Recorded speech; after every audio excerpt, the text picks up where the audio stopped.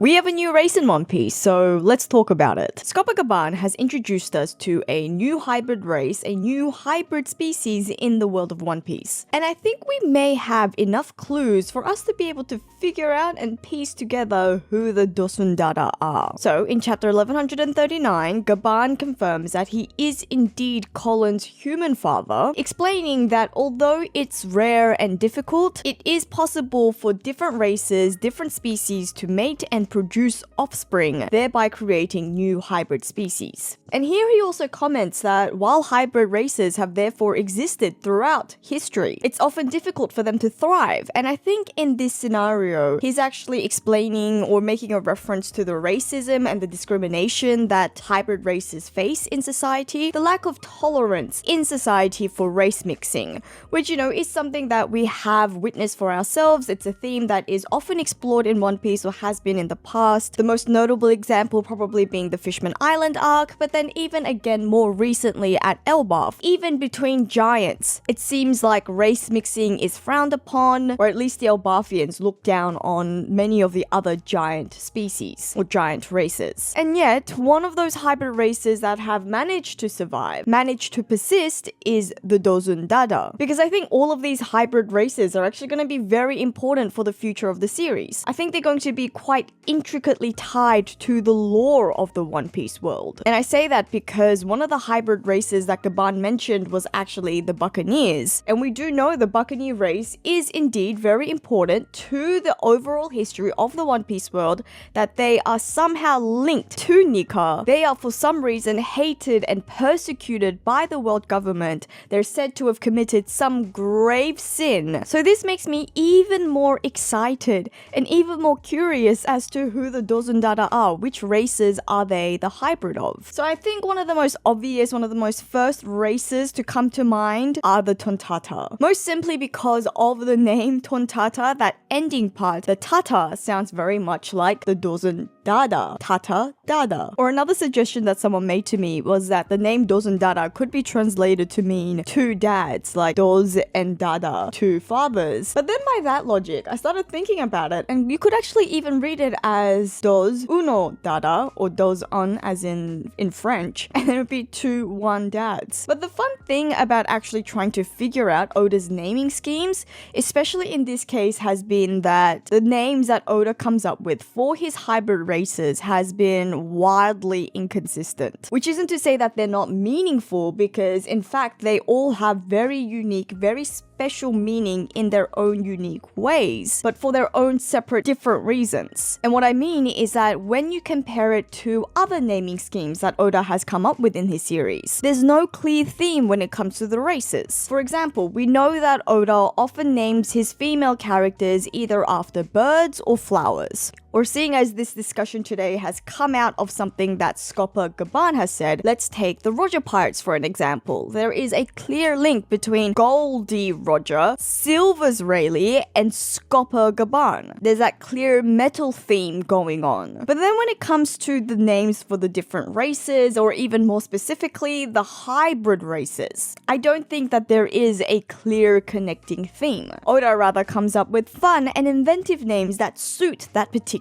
race. So for example, let's take the Buccaneers. Buccaneer is a term that's used in our real life, and it's a word that actually is very heavily or very closely tied to piracy. So Buccaneers referred to a type of privateers or free sailors that turned into pirates and operated in the 17th to 18th centuries. The Buccaneers weren't actually originally pirates. They were initially French hunters who settled in the Caribbean islands, but then they were driven out of these islands by the Spanish, and this instead turned the Buccaneers to piracy as they were joined by other adventurers of French, Dutch, and English origin, and together they would attack the Spanish ships in the region. And then over time, they actually gained the support of formal European powers in their assault against the Spanish. This is of course because it was during a very colonial time, a time where nations were empire building and fighting one another to grab new land. So essentially the buccaneers would engage in hostilities against the Spanish on the behalf of European powers, therefore actually making them privateers instead of pirates. But then as the political climate turned, as it shifted, the buccaneers were no longer relied upon and they were regarded as more of a hindrance. Eventually the buccaneers lost their legal standing, and over time their history has just become, or their term, that word, has just become synonymous with pirates, with piracy. And I think that the history of the buccaneers, the real life history of the buccaneers, is quite fitting when you think about how the buccaneers have been at times allied with or used by official governments. To me, this reminds me of Kuma, how he was once a Shichibukai, how he has been allied with or has at least worked for the world government. And then, like the real world buccaneers, when it was decided that he was no longer useful, he was just simply discarded. So that's one example of a meaningful name that Oda has come up with to fit one specific race. And then in other cases, in other occasions, Oda comes up with these fun word plays. And I think this is clearly seen in the case of the Wotan. Actually, the Wotan seems to be a case of a wordplay on a wordplay. Multifaceted, it is layered. So you may remember that the Wotan are a hybrid race between fishmen and giants. And I think the way that Oda came up with this term, or this name, the Wotan, is again layered. Firstly, the first component is the Norse word Jotun, or Jotun. This is a word that's used in Norse mythology to refer to giants. And I think this is sort of the building block where Oda got the name from, especially that ending part, tan or tun. I think that comes from the word Jotun. And then interestingly, when you unpack this word, when you unpack this name a little deeper, you'll find that in Japanese, the Wotan aren't actually spelled as the Wotan. So you may already be aware that in Japanese there are 3 different writing scripts. There is kanji, hiragana, and katakana. So kanji is the original Chinese script that has been adopted into Japanese. Hiragana is primarily a functional script that sets out a lot of the grammatical elements, whereas the katakana, that is a script that's used for words that has been phonetically taken into Japanese,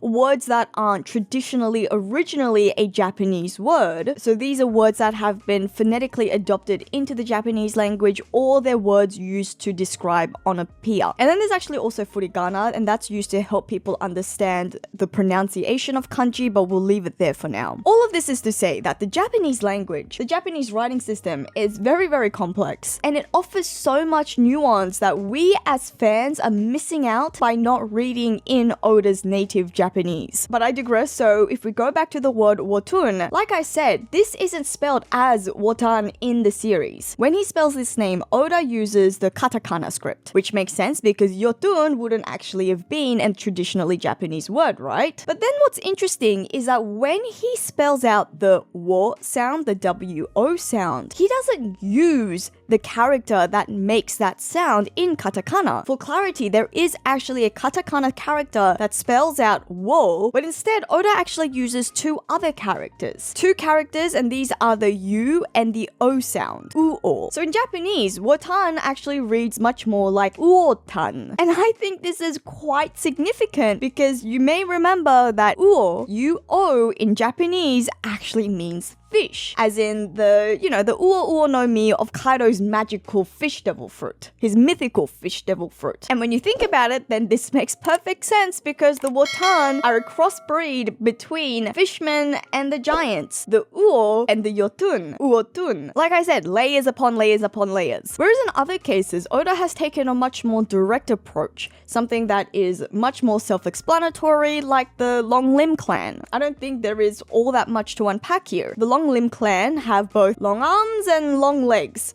therefore they have long limbs. Pretty simple. So then I guess it's up to us to think which of these apply to the Dosundada. Is it a wordplay? Is there going to be a significant link to another word that exists in our real life history? Is it actually much more self-explanatory than we realize? Because I think it's also important to note that this is actually a name that has somewhat of a significance in One Piece already.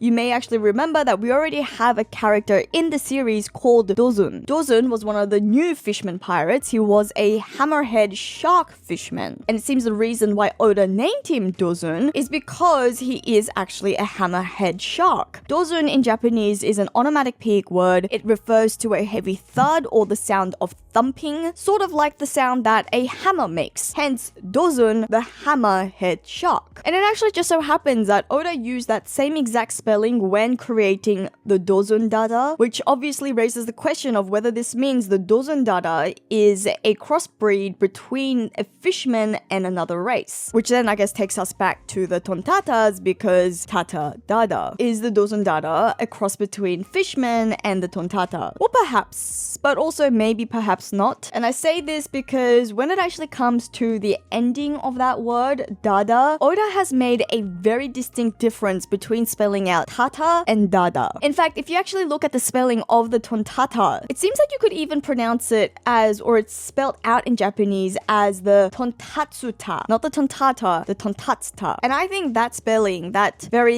unique or that very particular spelling, is due to the various inspirations that resulted in Oda creating the Tontata tribe. Again, quite similar to the Wotan, it's multi-layered. In this case, it looks like Oda took the Spanish word tonta, which means foolish, and that's obviously quite fitting given the dwarves' very gullible nature. But he also took the word tontus because the tontu are mythological beings in Nordic folklore that often refers to small human-like creatures that live in the forest. They're more like spirits or elven-like creatures, and I think that very much describes the Tontatas, like elven little fairies. Now, this doesn't necessarily rule out the Dosundada being somewhat affiliated with the Tata, or the Tontata, sorry, I should say, because Oda may have just spelt the Tata and the Dada differently so as not to make their connection super clear, super obvious. But I do think that, well, I don't think we should ignore the fact that they have different spelling, because like I said, I think the way that Oda spells things in this series has quite a lot of significance, and it is quite helpful when we try to analyze the meaning. So then I actually started looking up, or I tried finding whether Dada has any significant meaning in Japanese. And the closest thing that I found was this idea of the Dada Dada Dada Megumi. Dada Dada Dada Megumi. I don't know if I'm saying that the right way, but this seems to be a colloquial saying that describes a woman of high spirits, great energy, of enthusiasm. It seems that Dada Dada Dada Dada is again somewhat onomatopoeic, and it's supposed to evoke this sense of super energy. And actually for me, this reminds me a lot about Nika. Nika as the laughing, dancing sun god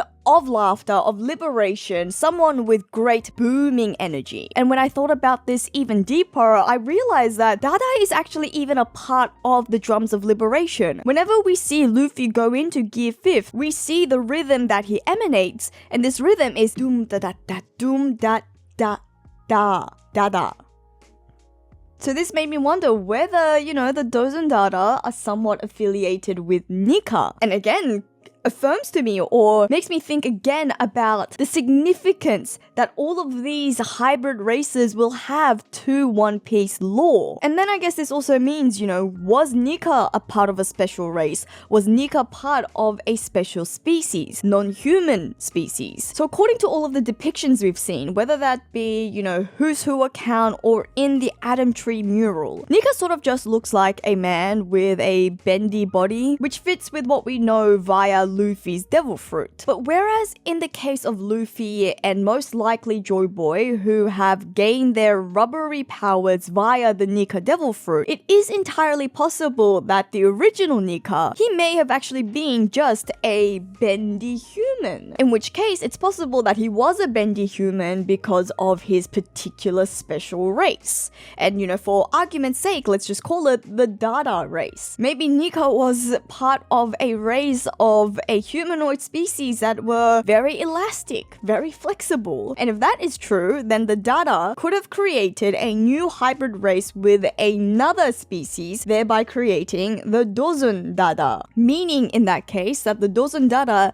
actually have the blood of the same group, of the same tribe that gave birth to Nika. And that's pretty cool. And now I am just leading quite heavily into my own speculations here, but if you would just amuse me or entertain me for a little longer. In that case, case, this could be why it's taken us so long to be introduced to this new species of the Dosundada. I would imagine that anyone who is affiliated or related by blood to Nika would be facing some extreme persecution. You know, similar to how the Buccaneers are almost extinct, right? The Buccaneers are a hated, heavily persecuted race, close, very, very close to extinction. That would explain why the Dosundada are also only introduced to us by way of Scopogaban, one of the Roger Pirates, one of the handful of people in the world who actually know the entire history of the One Piece world. So I do quite like this idea, but I think it would be dishonest of me if I did not disclaim that the spelling here actually doesn't quite match up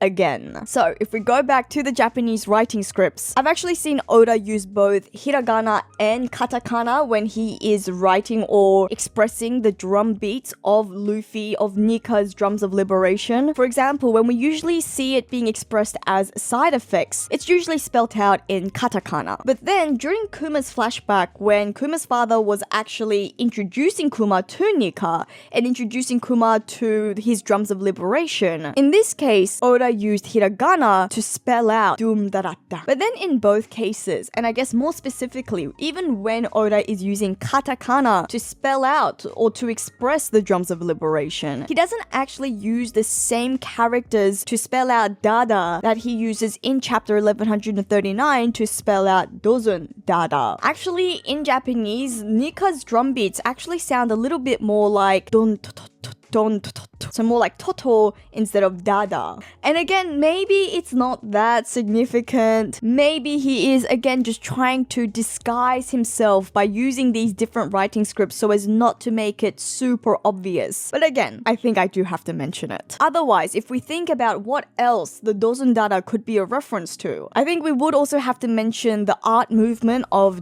Dadaism. This was a movement that came out of Zurich, Switzerland in response to World War I. It was an art movement that was very anti-establishment, and stylistically it was satirical and nonsensical. This was a movement that challenged the art scene of that period, prompting people to question what really is art. And I suppose this could have been a possible influence for Oda, whether that be conceptually by creating a race that is perhaps very anti-world government, perhaps will be a race that really challenges the status quo. Or maybe Oda will just pick out a very famous work that came out of the Dadaist period and model the design for his new species after that artwork. Otherwise, another very popular idea I've seen about the Dosundada, that this is the hybrid race that Uruj is. So because of Uruj's wings, fans have been long speculating on Uruj's race for a while now, and the most obvious or the most likely theory being that he is actually of the Birkin race, because his wings seem to quite match those of the Birkins that we've seen from NL's cover story as well as in the Skypiea arc. But I think it's worth mentioning that Uruj is actually much bigger than the other Birkins that we have seen throughout the history of One Piece. For example, most of the other Birkins seem to be very approximately 200 centimeters tall, or that is approximately 7 foot. But Uruj is 12 foot 9. 12 foot 9. The only other Birkin that we know to be almost that big is Yama, and he's exactly 12 foot. So even in that case, Uruj is substantially bigger than Yama as well. But I would have to say that Yama probably has the closest build to Uruj compared to the rest of the Birkins that we've seen. So then when you think about Uruj's size, I think it could fit with this name, the Dosundada, especially that concept of the Dosun. Because if you remember, this is an onomatopoeic sound that represents thumping, that represents a heavy thud. If Uruj was to fall off and hit the floor, that would make quite a big thud. And I think in this way, we don't actually have to stick with the idea of interpreting Dosun to necessarily mean the fisherman race. I don't think we have to restrict Dosundada to the fisherman race just because there is another character who happens to be part of the Fishman race, because again, because of the meaning of Dosun, because of the honor peak implications. There are so many reasons why someone or something could make a heavy thud. As for the Dada, well, if I was to try and link that back to Urouge, well, I would have to say that Urouge is always seen smiling. It's very rare that we see him without his very lively grin. And I think in that case, that could take us back to that Japanese word for dada dada dada dada, which again represents liveliness and enthusiasm. But then as I was thinking about Urouge a little deeper, I remembered that Urouge's weapon is actually a pencil. Well, this obviously took me back to the Dadaist movement, the art movement, and I started thinking, well, maybe that could be the link between the Mad Monk and the Dosundada race. Anyways, these were some of my ideas as to who or what the Dosundada may be, especially as we are now really getting into the core, into the depths of lore piece at Elbaf. I do really hope that it won't be too long before we actually find out who the Dosundada is. But in the meantime, let me know your thoughts on who this special new hybrid race may be by leaving a comment below. Don't forget to like and share the video if you enjoyed today's discussion. Please also do subscribe to the channel. I'd really appreciate your help in getting to 100,000 subscribers this year. You can also support the channel further by becoming a Patreon or channel member like these wonderful people. But as always, thank you for listening to another one of my ramblings. This is JoyGirl, and I'll see you again soon.